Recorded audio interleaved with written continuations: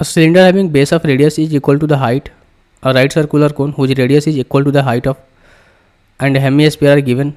All of them have the same volume.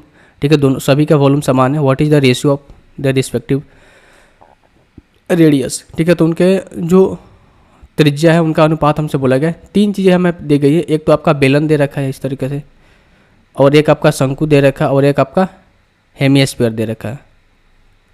ठीक है, इस तरीके से बोल के क्या रखा है इसमें कि जो सिलेंडर है और जो सर्कुलर कोन है उन सभी उनका दोनों का रेडियस समान है, और सिलेंडर का बेस का रेडियस और हाइट दोनों इक्वल है.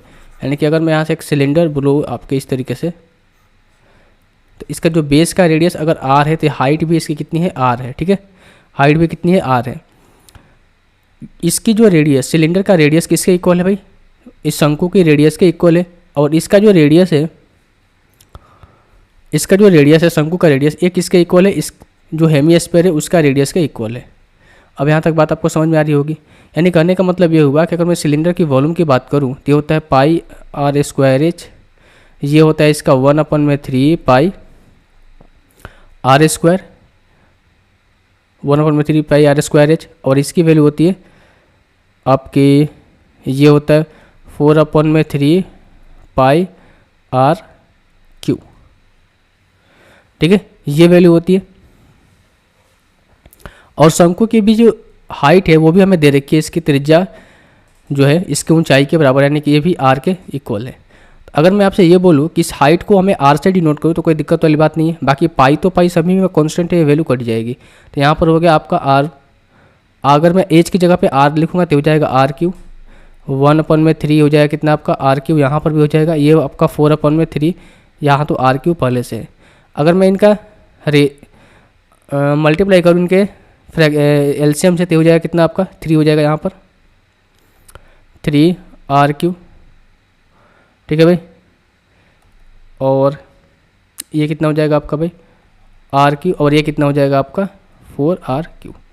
अब देखो जैसे कि आपने पढ़ा होगा कि अगर कैसे, ठीक है ऐसे देखते हैं, 3 R equals to 2 R equals to 3 R equals to 2 S equals to 3 P.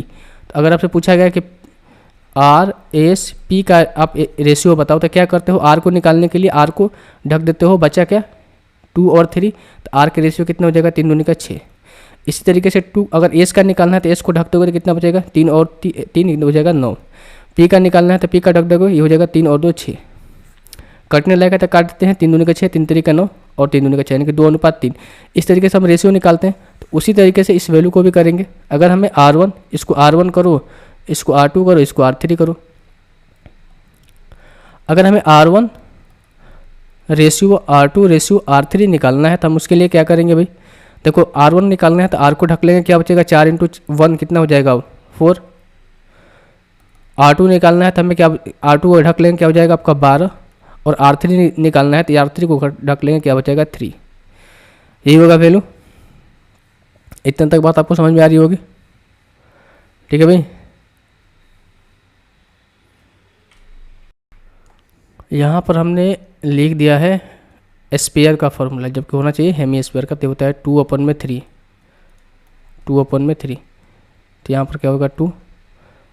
अब जो रेडियस में चेंज आ जाएगा भाई, R1 निकालेंगे तो 2 × 1 2 हो जाएगा. यहाँ से इसको निकालेंगे 3 × 2 6 हो जाएगा, और इसको निकालेंगे 3 × 1 3 हो जाएगा. यहाँ तक आपको बात क्लियर हो रही होगी, मुझे उम्मीद है. ठीक है भाई, अब यहाँ से देखिए, अब हमें ये सभी Q में है. अगर हमें यहाँ से Q हटाना है तो Q की जो रूट है इस पे चढ़ानी होगी, इस पे रूट चढ़ानी होगी. ठीक है, तो जो आपका रेशियो निकल कर आएगा कितना है R1 R2 R3 का cube root of 2 cube root of 6 और क्यू रूट ऑफ 3. तो ये आपका क्या निकल कर आएगा, रेडियस का रेशियो निकल कर आएगा. कौन सा ऑप्शन है, ऑप्शन नंबर 3.